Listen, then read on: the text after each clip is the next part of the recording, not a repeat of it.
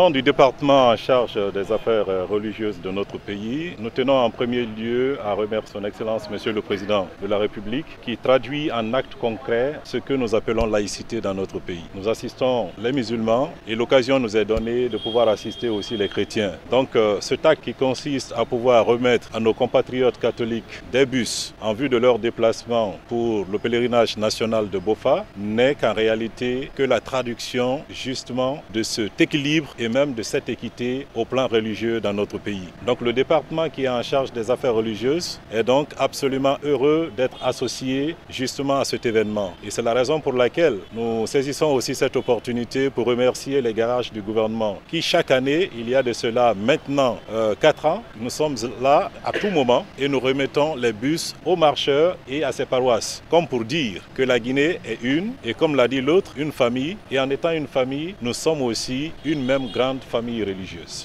C'est avec un sentiment de fierté, de gratitude, de toute notre reconnaissance par rapport à cet appui indispensable dans l'organisation nationale du pèlerinage. Nous voulons ici traduire les remerciements sincères de Monseigneur l'archevêque de Conakry, Monseigneur Vincent Coulibaly, de son coadjuteur Monseigneur François Sylla, pour remercier très sincèrement son Excellence Monsieur le Président de la République. Une chose qui est devenue une tradition, vous l'avez tout à l'heure rappelé que c'est la 4e année que nous sommes accompagnés, assistés à tout point de vue. Donc ici, je voudrais traduire les sentiments de gratitude et de remerciement de son Excellence Monseigneur Vincent Coulibaly, archevêque de Conakry, mais aussi de son coadjuteur pour cet appui indispensable au pèlerinage de Bofa édition 2025. Les paroisses de Conakry qui ont bénéficié de cette assistance, également quelques paroisses de l'intérieur, mais ici souvent les maisons de formation représentées ici par nos 2 séminaristes qui sont l'un à ma gauche, l'autre à ma droite. C'est pour vous dire combien de fois nous sommes satisfaits. Nos remerciements, mais aussi c'est l'occasion pour prier pour notre pays, prier pour toute la nation, prier pour que la Guinée puisse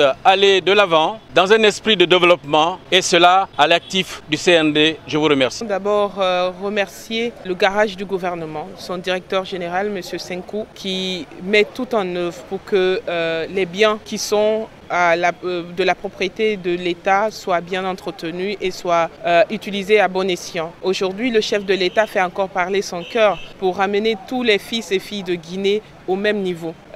Il montre son attachement aux valeurs religieuses, aux valeurs culturelles, en se disant j'ai ma population qui va se recueillir, qui va prier pour ce pays, et en ce sens il réitère encore toute sa bienveillance en fournissant, en mettant à disposition ses moyens de locomotion pour faciliter le retour de tous nos pèlerins. Ce sont des milliers et des milliers de chrétiens catholiques de Guinée qui vont se retrouver à Bofa, Terre Sainte, qui a accueilli les premiers missionnaires de Guinée, et nous allons pendant ce temps, je mets nous parce qu'en tant que aussi chrétienne catholique, je me sens aussi vraiment incluse dans ce bienfait du chef de l'État. À lui, nous reconnaissons vraiment toutes ces valeurs qui incarnent l'unité, la paix dans ce pays, la solidarité en toutes circonstances. Nous venons de sortir la période du carême. Pendant tout le mois de carême, des repas, des dons ont été à la satisfaction de tous les chrétiens de Guinée, particulièrement ceux des fidèles catholiques de la cathédrale qui ont reçu pendant tout le mois de carême leur repas, leur souper